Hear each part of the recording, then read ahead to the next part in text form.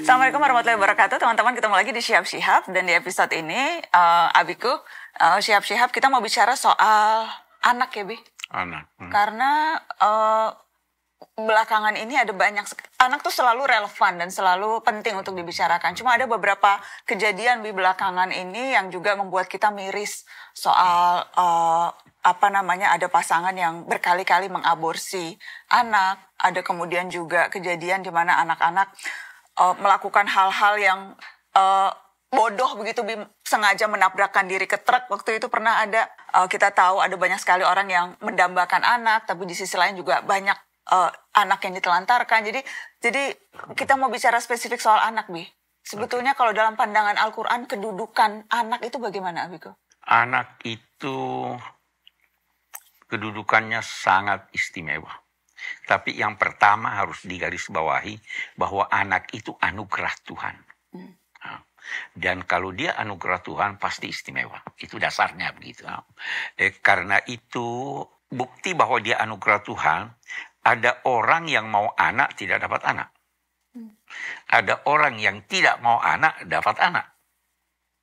Ada orang yang sudah menggunakan alat-alat kontrasepsi. Tetap dapat. Itu anugerah Tuhan, itu satu. Karena anugerah Tuhan, maka kita harus memelihara baik anugerah itu. Memeliharanya itu dengan mendidiknya dan mempersiapkannya untuk menjadi manusia yang baik. Didik dengan baik, itu tugas orang tua. Nah, karena itu siapkanlah segala sesuatu untuk menjadikan anak itu tumbuh berkembang. Sejak dini Al-Quran sudah mengatur menyusukan anak. Ibu dikecam oleh Al-Quran karena enggan menyusukan anaknya. Ayah diperintahkan oleh Al-Quran untuk memberi biaya penyusuan anak. Itu haknya anak. Jangan ambil haknya anak. Nah, nanti terus mendidiknya. Mendidiknya sejak bahkan dalam perut. Sudah dididik. Apalagi kalau sudah dewasa. Kalau sudah dewasa, dia punya hak. Jangan paksa dia memilih jurusan. Sekolahnya dipaksa, kamu harus ini, kamu. Jangan jadikan anakmu sama dengan engkau. Karena dia mempunyai kecenderungan yang berbeda dengan kecenderunganmu. Dia hidup pada masa yang berbeda dengan masamu.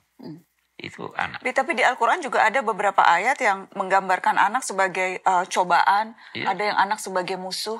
Betul. Itu penjelasannya gimana ya, Bi? Sekarang, Bi, kalau Anda tidak mendidik anak Anda, dia bakal jadi musuh Anda.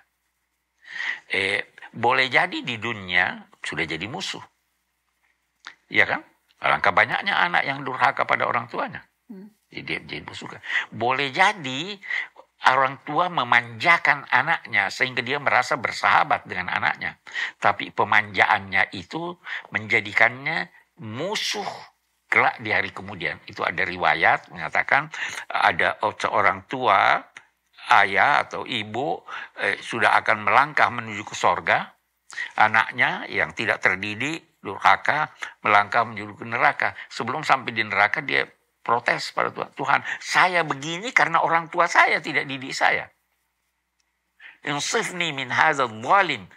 Saya minta keadilanmu menyangkut orang yang berlaku aniaya terhadap saya ini. Nah, orang tuanya bisa terseret. Jadi musuh. Ya kan? Dan cobaan juga. Cobaan juga bisa. Boleh jadi melalui anak kita dicoba Tuhan. Sabarnya atau tidak. Kematian anak bisa jadi cobaan buat kita, sabar atau tidak. Anak yang melakukan kegiatan-kegiatan yang tidak direstui Tuhan, jangan lantas mengutuk anak itu cobaan buat kita, sabar atau tidak. Sabar tidak mendidik dia atau tidak, itu namanya musuh, itu namanya cobaan. Abiku, kalau tadi anak adalah anugerah dan setiap anak punya hak hidup. Betul. Bagaimana dengan kasus-kasus di mana kita lihat sebelum anak itu lahir, diaborsi misalnya. Itu bagaimana sih pandangan Al-Quran tentang aborsi, Bi? Oke, hidup manusia itu sangat berharga. Tetapi ada kasus-kasus yang menjadikan kelanjutan hidup janin itu wajar untuk diaborsi. Misalnya yang disepakati ulama, kalau kelanjutan hidup janin yang dalam perut ibu ini membahayakan ibu, lakukan aborsi. Jadi hak hidup ibu diutamakan. Itu prinsipnya, hak hidup orang yang sudah hidup, yang sudah berada di permukaan bumi ini lebih diutamakan dari yang hidup di dalam perut ibu. Jadi kalau membahayakan ibu. Kalau membahayakan ibu itu hanya saja ada ulama yang menambahkan bahwa itu sebelum janin itu dinilai hidup, dalam arti sebelum dihembuskan roh kepadanya. Itu dalam hadis dikatakan itu 120 hari. Jadi kalau mau digugurkan sebelum itu kalau ada alasan yang ini boleh digugurkan. Ada bahasan di kalangan ulama-ulama masa kini menyangkut pemerkosaan. Bagaimana? Ada yang membolehkan. Karena itu mengancam ibu dari segi nama baiknya. Dan secara psikologisnya, jiwanya. Apa batinnya? Batinnya ya kan. Tapi itu yang diperkosa. Jangan yang suka sama suka. Hidup itu sangat berharga, bernilai. Hidup itu anugerah Tuhan. Dan jangan beranggap bahwa anak itu berdosa. Anak tidak berdosa, yang berdosa kedua orang tuanya. Iya kan? Jadi anak yang dilahirkan dari hubungan yang hubungan gelap. Hubungan gelap itu anaknya tidak berdosa sama sekali. Sama sekali tidak berdosa, bukan. Dan dia tetap punya hak hidup. Dia punya hak hidup. Dia punya hak hidup. Dia punya ini. Dan tidak usah diungkit. Ya kan? Abi bilang hak hidup anak salah satunya hak untuk menyusui, itu juga spesifik Al-Quran. Spesifik Al-Quran. Wa hamluhu wa fisaluhu thalathuna syahran. Anak itu dikandung dan disusukan sampai selesai masa penyusuan yang ideal itu 30 bulan. Jadi berarti anak minimal dalam rahim ibu menurut Al-Quran itu 6 bulan, bukan 7 bulan.